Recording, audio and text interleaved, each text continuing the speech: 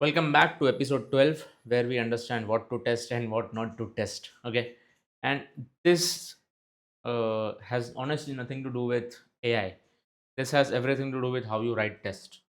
Okay. 80% of the tests today are just noise. Okay? If you go on adding thousands and thousands of tests, CI is low. There are only maybe 1 or 2% of the catch which actually tests, which actually catch 99% of the bugs. Whenever a test is flaky, what a dev does is devs are lazy. Okay, devs will delete the test or skip those tests to fix the CI, and there is then a good probability that real bugs will slip. So we need to fix tests. How do we fix tests? Think of tests in three layers. If there are pure functions, right? And in order to even implement this, you have to understand this, that you have to write your code in such a way that uh, most logic is written inside pure functions, right? Your hooks, your API calls, and your screens should honestly just be orchestrators of those functions.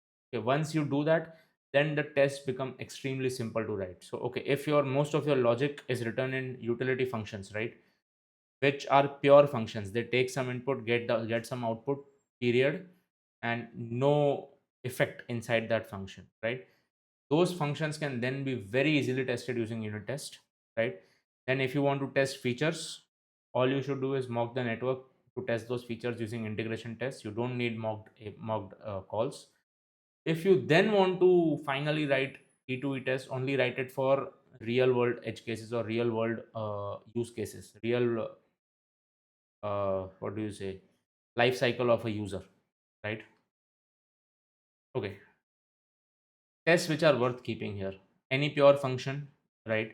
uh, they get correct input, they get give us correct output. If they get incorrect input, we see the example to throw, right? Basically this test has to be there. Same for the schema, that schema should also reject the incorrect input. This test earns its keep, right? Because if tomorrow this is a major functionality, if this changes, then the test has to fail, right? But what do you delete on site?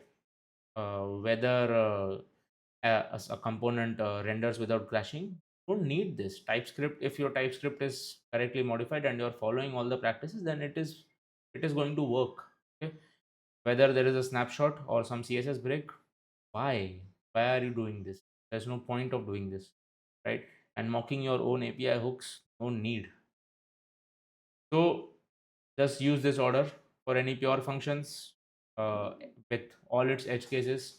Write unit test. The point behind this is you write as much business logic as you can inside pure function. Everything else is just orchestrator. If you have want to test a feature with API plus UI, just do integration test, mock the API calls.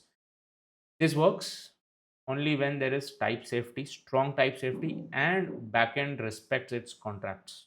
If that fails, then this test will not work out. Okay.